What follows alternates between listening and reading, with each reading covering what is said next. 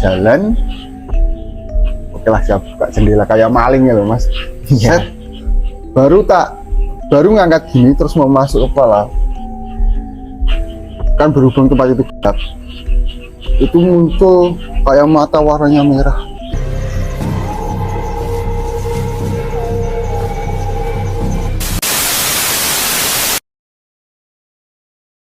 Halo teman-teman, akhirnya kita mendapatkan narasumber dan set yang baru, tentu saja set yang baru ya. Kali ini kita akan berbincang sedikit cerita misteri di seputar lingkungan daerah sini ya. Kalau kemarin kita membahas tentang tragedi di jembatan Kali Elo, nah ini tempatnya itu tidak jauh dari lokasi tersebut. Kok koyo kroso anget ra? Kopi ya. Sikil ini anget yo ono angin anget adem ngono iki. Iya. Nah, Mungkin ini. oh ya. Nuwun sewu. Rodok merinding. Saya rodok merinding. Ini gua mboten napa-napa mas. Ini.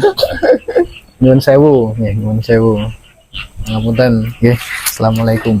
Niki vlog santai mawon niki apa jadi podcast apa namanya? Ya, kita nyantai. Ini aja ngobrol santai gitu. Iya. Berarti sambil ngerokok Boleh ya. bincang santai, tapi garis besarnya kita tetap misteri. Oh, itu garis besar Misteri misteri. nggak harus horor yang nggak harus horor yang penampakan menampakkan wujud, tetapi pokoknya cerita apapun yang mengandung unsur misterius sudah kita sikat. Oh, siap mas. Betul. Doang ikut panjenengan mawon mas. Ya. Ini pakai bahasa Jawa atau pakai bahasa Indonesia saja? Bahasa Indonesia. Oh, Bahasa Indonesia, okay. Tapi kalau sesekali diselingi bahasa Jawa, oke lah Oh, ya. siap. Masih bersama saya, ini adalah seorang praktisi supranatural. Kenapa saya bilang praktisi? Karena beliau bisa menghandle sesuatu yang tak kasat mata. Benar ya? Enggak. Kalau katanya panjenengan itu jujur enggak mas. Kalau saya itu cuma gimana ya? Kita kan hidup berdampingan sama mereka. Sesekali kan kita juga bisa merasakan kehadiran mereka. Iya. Ya, terus kalau saya boleh tanya tadi yang anget-anget lewat tadi. Oh, kalau saya nggak bisa, nggak punya mata batin atau apa yang bisa melihat para makhluk itu. Soalnya ini Mas, tadi kan saya di sini duduk sini kan lumayan lama toh, sambil ngeset kamera tadi kan. Yeah. Itu tuh semuanya tuh rasanya angin seger kan, sejuk kayak gini kan. Tapi ketika obrolannya dibuka on cam itu tiba-tiba anget tapi lewat kopi kali teh mas. Apa itu teman-teman? Kita baru mendapat set baru tapi mungkin pemirsa ini berhubung kita di tepi sawah, mungkin banyak suara-suara yang masuk. Panjenengan bisa mendengarkan, nggak ada suara kodok, suara apa-apa, ada suara adzan juga di sana. Kalau masih suara animal sih masih oke ya. Oke. Tapi kalau sudah unumul itu udah. Ini kan tempatnya rada deket sama episode kita kemarin yang kita ceritakan kemarin. Kalau kemarin saya cerita itu kan pernah terjadi kecelakaan kereta di jembatan Kali Elo. Ya. Sekitar tahun 1943. Lama kan zaman Belanda. Terus kemudian setelah itu ada kecelakaan tragis lagi, kendaraan darat antara bis dan pickup yang konon kabarnya itu dikatakan salah satu di antara kendaraan ini membawa rombongan pengantin baru. Dan setelah kejadian itu warga sekitar situ ini mendapatkan teror hantu tanpa kepala. Jadi rumah-rumah orang sekitar situ tuh diketok, endi gundulku gitu. Dia mencari kepalanya mas. Mencari kepalanya. Karena beberapa korban itu ditemukan dalam keadaan tidak utuh, korban yang meninggal dunia. Nah, itu cerita kita kemarin karena Mas Hantoro, tak kenalin ya, ini namanya Mas Hantoro. Ya, salam kenal. Ya. ini karena kita menceritakan itu kemarin dan kemudian kebetulan kan tempatnya di dekat rumah jenengan. Bisa mengkonfirmasi nggak? Oke, kalau saya mendengar cerita yang beredar di masyarakat, pertama saya itu mendengar cerita bahwa pernah ada kejadian bis itu kecelakaan di situ, tapi saya nggak tahu persis soalnya semuanya cerita kan, cerita dari para mbah-mbah nih sesepuh mereka ini.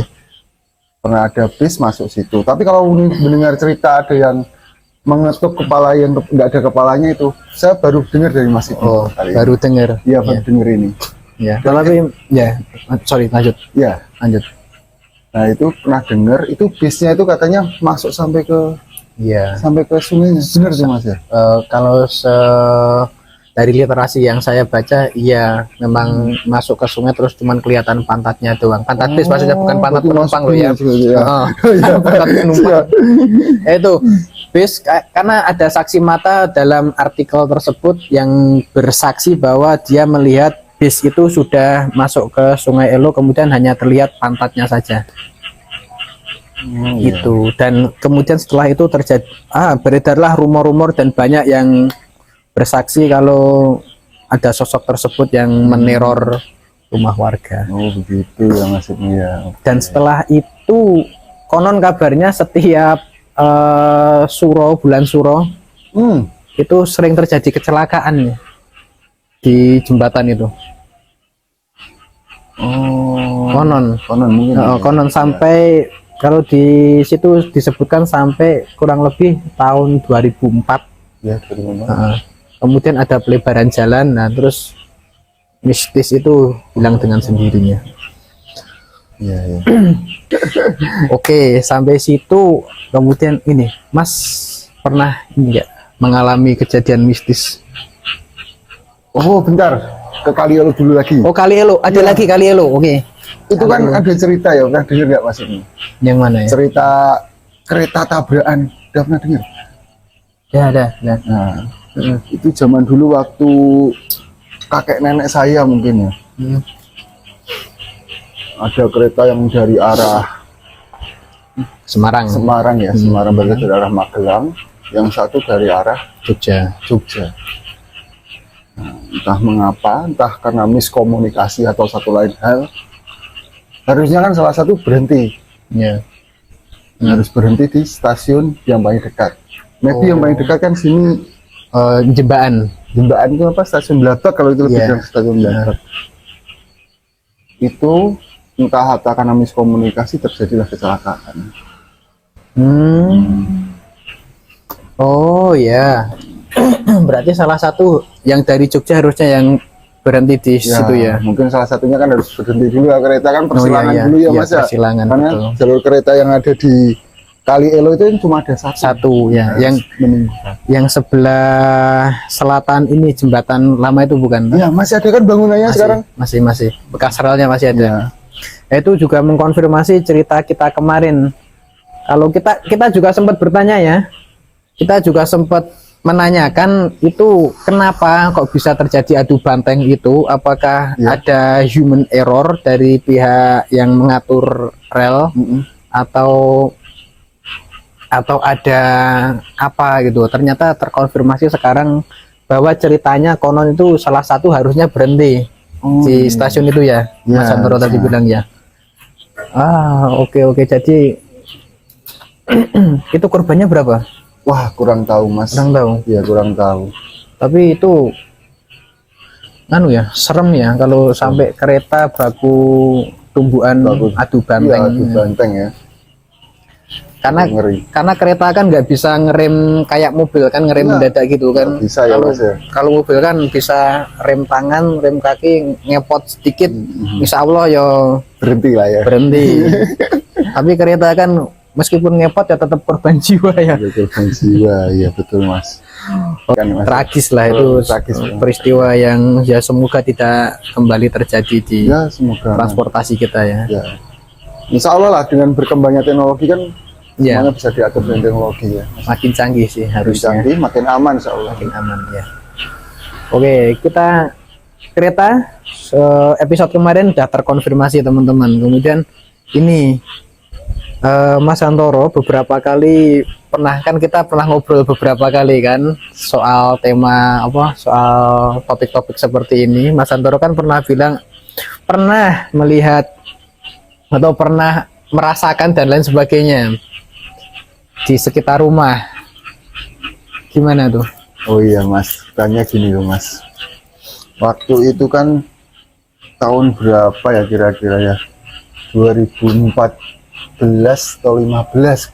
Kalau persisnya saya kurang tahu, tapi selain itu 2014 atau 2015. Waktu itu kan saya keluar malam ya Mas ya. Saya jalan-jalan malam, keluar malam. Nah, oke lah saya biasalah kegiatan anak muda ya Mas ya, keluar malam nongki-nongki sama teman-teman sampai kurang lebih jam 1 malam saya balik ke rumah. Nah, berhubung di rumah itu nggak ada orang ya Mas ya, jadi cuma saya sendiri di rumah waktu itu. Kan biasanya kan ada ibu saya, ada adik saya. Pacar nggak ada Mas, masuk bawa ke rumah. biasanya kalau nggak ada, Nggak ada ya Mas, kamu itu gimana ya? Jadi waktu itu ibu saya lagi di Jakarta, di tempat bapak saya. Adik saya itu ditinggal di tempatnya Pak D saya di Muntilan. Nah, saya kan di sini sendiri. Setelah itu kalau nggak salah itu malam Jumat kalau nggak salah ya Mas ya. Persisnya kurang lupa, tapi kayaknya malam Jumat. Saya pulang itu dari acara sama teman-teman, pulang ke rumah jam 1 malam. Kalau saya kan rumahnya ya Mas, nggak saya kunci, masih tak kunci ya Mas, tapi nggak saya kuncinya nggak tak bawa, tak kunci dari dalam, tapi keluarnya lewat jendela. Oh gitu ya. Aman gitu loh. Ya, aman. Kalau di bawah dot kuncinya takut hilang atau takut kenapa, terus nggak bisa masuk. Ya udah mending aku lewat jendela. Nah, sampainya udah lihat tadi rumah saya ya. Ada yang sebelah sebelah timur. Nah, sebelah timur ada rumah kosong. Nah, saya biasa lewat situ. Nah, pulanglah saya naik motor, masuk, saya jalan. Oke lah, saya buka jendela kayak maling ya loh Mas. Set, baru ngangkat gini terus mau masuk kepala. Kan berhubung tempat itu gelap, itu muncul kayak mata warnanya merah, ya, terang, 2 liatin saya. Saya nggak bisa asumsikan itu makhluk apa atau apa, saya nggak bisa mengasumsikan. Tapi itu sangat jelas Mas, warnanya merah kayak orang melotot tapi gitu Mas. Tapi hitam-hitam yang di mata ini warnanya merah. Berarti ada putihnya samping. Enggak, tapi yang paling kelihatan tuh merah. Soalnya kan gelap, merah ya gitu. Ya gerak gitu gini ya, melototin gini. Nah, saya kan nggak jadi masuk akhirnya, nggak jadi masuk rumah, terus tak tutup lagi pelan-pelan. Aku nggak takut, nggak yuk gini takut terus lari nggak. Saya tutup, saya ambil kunci motor lagi, saya tidur di pom bensin Pare. Ya, pom bensin. Deket lagi tuh sama yang cerita tadi, yang jembatan kali itu deket lagi dari daerah situ. Saya tidur di situ Mas sampai jam 5 pagi. Tadi tidur di pom bensin, baru jam 5 pagi udah terang itu baru pulang, lewat situ lagi. Nggak ada apa-apa, nggak ada yang aneh, nggak ada yang apa-apa. Cuma tadi malam ini kok ada yang tingginya berapa ya, jendelanya mungkin tingginya matanya segini lah. Segini. Saat lihatin paginya nggak ada apa-apa. Itu mata melotot itu persis di depan gini waktu saya buka gini loh Mas. Mungkin jarak 1,5 meter lah ke depan situ. Melototin gini. Kalau cerita ini masih merinding. Iya, saya juga merinding. Ini sampai sini merinding. Ya. Itu melototin paginya saya pulang, saya masuk lagi nggak ada apa-apa. Normal. Ini apa namanya? Ada properti kamar yang tidak semestinya di situ. Waduh, kurang tahu saya Mas persisnya gimana ya. Ini nggak ada ini. Cuma saya melototin itu yang masih keinget terus sampai terngiang-ngiang sampai sekarang masih ya masih kelingan aku setahun ini gitu. Saya nggak tahu itu sosoknya apa atau apa kurang tahu. Tapi warnanya merah. Kelihatan matanya aja. Kelihatan matanya. Nggak kelihatan mukanya. Kalau sosoknya ya saya bayangan, tapi bayangannya pasti itu kan nggak mau nyebutin itu sosok apa ya. Gitu. Ya, cluenya berarti gede ya. Gede bermata merah ini. Iya, bermata merah. Orang mabuk itu. Mabuk. Di rumah sendiri. Di rumah sendiri. Berarti sampai sekarang masih lalu lalang di TKP itu, Mas Nur? Sekarang kurang tahu, Mas. Tapi cuman sekali itu ya? Sekali itu kejadian itu. Di rumah itu, tapi nggak hanya kejadian mata merah itu aja. Oh. Iya. Ini sambil nyantai nggak apa-apa? Ya, nyantai merokok nggak apa-apa. Nggak cuman sekali di rumah jenengan ya? Nggak cuma sekali itu. Mungkin kalau sekarang kan udah ada banyak orang di rumah itu, ada ibu, adik udah di rumah semua, udah ada yang ngaji. Mungkin makhluk-makhluk yang kurang berkenan harusnya di situ itu nggak betah mungkin ya kalau dengar suara orang ngaji. Mungkin zamannya kulo mungkin ya kurang ngaji nih kali ya Mas. Sholat ya, baca. Iya, sekarang kan alhamdulillah Mas. Ya. Siapa tahu kalau lagi sholat itu kan malah ikut jadi makmum. Itu ya Mas. Pernah nggak? Tapi jenengan pernah nggak kalau lagi sholat sendiri di rumah, pernah nggak ngerasain kayak ada yang makmumin gitu loh, ada yang di belakang itu? Kalau dulu ya sesekali ya, terutama waktu di rumah sendiri kan, maksudnya sendirian di rumah, nggak ada siapa-siapa. Tapi itu dulu, sekarang udah jarang sholat. Astagfirullah, sholat ya. Tapi sekarang udah jarang, kalau saya sholat kan udah ada anak istri juga kan, jadi rumah makin ramai. Dulu tuh saya sempet nyala ini setelah ibu saya baru meninggal, kemudian setelah 7 hari lewat itu kan udah nggak ada orang di rumah toh. Kalau selama 7 hari itu kan pasti habis maghrib ada orang tahlilan, habis ada orang tahlilan, kemudian setelah tahlilan pun masih ada orang lek-lekan sampai pagi kan. Itu masih aman sampai situ.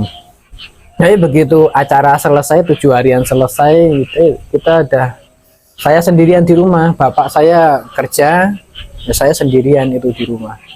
Nah, momen-momen itu yang kadang saya tuh suka merasa, pernah satu malam itu saya beneran merasa takut. Nggak ada apa-apa, nggak ada kejadian apa, saya nggak dengerin cerita apa-apa, cuma di kamar aja. Rasanya kayak malam itu kayak mencekam banget. Saya tuh pernah merasa di luar jendela kamar itu kayak ada yang nunggoni. Sosoknya apa kurang tahu Banyak tahu nggak? Nggak ada sosok apapun, saya nggak melihat sosok apapun, tapi perasaan saya panjenengan gitu. Di luar, ini merinding nih saya kalau cerita. Itu saya baru ingat itu, di luar jendela, persis di luar jendela itu saya merasa ada yang ada di situ itu loh. Jadi semalaman itu saya merasa takut banget, merinding, nggak bisa tidur. Wah, itu di rumah sendirian, di luar senyap banget. Padahal kan biasanya di luar rumah itu selalu ramai, ada orang ngobrol, kedengaran ada orang ngobrol, ada depan juga bengkel, ada aktivitas itu. Malam itu beneran senyap, dan di rumah nggak nggak itu saya merasa takut banget. Satu malam itu habis itu udah saya sendirian di rumah, nggak ada perasaan takut. Dan atau itu ngepasi pas hari apa itu, jangan malam Jumat atau malam apa kan biasanya gitu ya. Iya, saya lupa itu malam apa ya. Karena kejadian kapan itu Mas Ibnu? Kejadian sekitar tahun 2019. Oh, Lama. Dalam ya peralihan antara dari 2019 ke 2020. sehabis ibunya masih nggak ada. Iya. Ya kejadian itu setelah ibu saya nggak ada, tapi selepas 7 hari itu udah. Itu sih dan saya sholat pun juga kayak aneh di belakang kayak. Ya kayak ada yang di belakang. Iya. Sering dulu Tapi sering. nggak cuman itu toh. Tapi Itu kayaknya itu kayak halusinasi kita ya. mungkin Jadi ya kita terus soalnya itu nggak bisa khusyuk. nggak bisa Terus khusyuk. cepet-cepet biar cepet selesai. Dan ini Terus merinding. pengen lihat belakang, oh ada nggak? Masa ya kita waktu sholat terus mau lihat di belakang ada nggak? Itu nggak mungkin kan? Nggak mungkin, tapi kadang-kadang saya waktu sujud Tengok ya.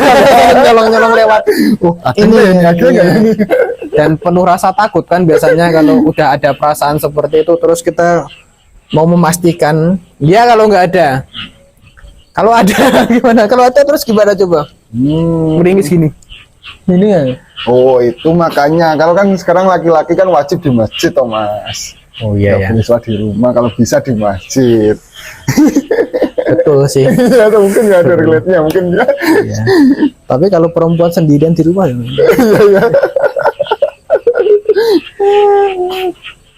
Itu tadi kejadian di rumah saya dan ya merindingnya sampai sekarang kalau saya flashback masih merinding sih. Terutama waktu tidur. Tapi untungnya nggak ngalamin kejadian yang apa-apa sih, nggak sampai yang ada merasa ada beban berat di atas itu enggak. Itu cerita saya kok malah ke saya ya. Balik ke Mas Antaro lagi. Rumah jenengan kan tadi ada itu kan, ada makhluk selain itu masih ada nggak Oh, di rumah? waktu saya tidur ya. Mungkin pemirsa di sini pernah mengalami tindian kalau di tempat kita ya, mungkin di Jawa sini atau nggak tahu kalau di luar Jawa ada nggak ya, Ya. tapi sering beredar di daerah sini namanya tindian. Zaman sekarang pun masih ada kayaknya, masih ada tindian Mas ya. Itu Mas kameramen juga beberapa kali tindian itu. Tindian oh, itu kejadian gimana ya, waktu itu kan saya lagi tidur waktu itu tuh saya tidurnya itu telentang ya Mas ya, telentang, masih inget banget tuh, telentang, tidur biasa normalnya kita tidur itu aja ya, tidur terus ngelilir, cara itu ya, ngelilir itu apa ya bahasa Indonesia nya Mas? Bangun di tengah malam. Bangun tengah malam, ini sekarang jam 1 atau jam 1:30-an, saya bangun, badan itu semua nggak bisa digerakin Mas. Iya, nggak bisa digerakin ya. Nggak bisa digerakin. Semuanya, semua anggota badan. Semua anggota badan nggak boleh, dari tangan, kaki, bahkan mulut kita itu nggak bisa bicara. Mau teriak itu nggak bisa. Oke, tidur saya terlentang. Itu posisi itu bukan di kamar saya, tapi kayak di ruang keluarga ya Mas. Oh iya. Nah situ ada televisi, terus ini ranjang saya saat itu ini bangun mata, sosok Mas, sosok putih, tinggi setinggi temboknya gini lah, sekitaran 2,5 meter, tinggi, putih, tapi kayak ada kesorot-sorot merah. Masih ingat saya, dan itu real Mas, saya masih ingat banget. Gondrong, Putih, pure putih. sosok yang biasa terkenal dengan kain putihnya itu. Oh iya, yang diikat-ikat itu. Ya gitu. Tapi kan biasanya kan kotor, atau ada tanahnya atau ada daerah-daerahnya gitu. Itu enggak, bersih, kayak kain itu masih baru aja. Masih tinggi 2,5 meter. Saya lihat nggak bisa ngapa-ngapain, mau teriak pun nggak bisa, apalagi mau lari, cuma bisa gini terus.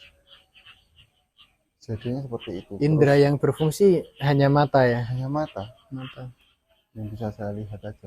Cuma bisa melihat sosoknya putih, tapi putihnya itu bukan putih yang gimana ya Mas ya, cuma kayak bukan yang padat, bener-bener padat putih gitu. ya. Bukan bukan padi yang putih tapi ya putih tapi ada merahnya. Merahnya kayak lampu ini gini lah Mas. Terus kasih lampu bawah ini merah. Set. Ini merah ini. Ini putih gitu. Nah, kejadian itu saya lihat Mas kalian nggak bisa teriak, nggak bisa ngomong, nggak bisa lari. Otomatis kalau normalnya kita kalau kita lihat kayak gitu ya teriak atau kita lari atau gimana ya Mas ya, atau kita menghindar sih nggak bisa, kaki itu nggak bisa digerakin, tangan itu nggak bisa gerakin. Yang saya lakukan pada saat itu cuma bilang istighfar. Kalau kita jadi manusia, kita jadi orang Islam, istighfar kita. Astagfirullah. Aku coba tidur. Saya pun tidur akhirnya bisa tidur. Dalam keterpaksaan saya tidur. Bangun pagi subuh ini badan udah bisa gerakin semua. Masih ingat bukan cuma halusinasi saya, bukan cuma saya mimpi enggak, tapi saya real. Saya lihatin gitu Mas. Mungkin juga penonton di sini mungkin ya kalau merasa tindihan atau apa itu adalah gimana rasanya tindihan tuh tahu lah.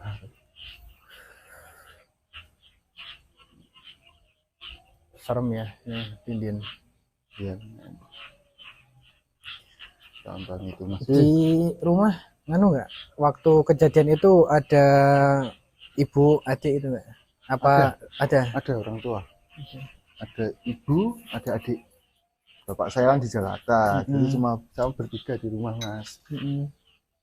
Jadi waktu kejadian ini cuma bertiga. Dan yang sering di rumah itu cuma saya, adik saya, ibu saya itu nggak pernah ada kejadian aneh-aneh. Oh iya. Yang sering itu Mas saya Mas. Pulung. Kalau orang Jawa bilang pulung ya. Pulung itu apa Mas? Pulung itu apa ya? Semacam keberuntungan atau tapi. Keberuntungan tapi yang seperti itu ya Mas. Karena ini katanya kalau orang yang suka mancing, sering mancing kan? Sering. Benar ya. Kan ada mitos yang beredar, katanya kalau orang yang suka mancing itu kalau berangkatnya melihat sosok makhluk itu kan nanti pasti dapat ikannya banyak. Ya, itu ya sering beredar kayak gitu. Betul kan? Ya, rumor-rumor seperti itu, mitos-mitos seperti itu sering beredar di telinga saya ternyanyi. Itu namanya pulung. Oh, pulung itu.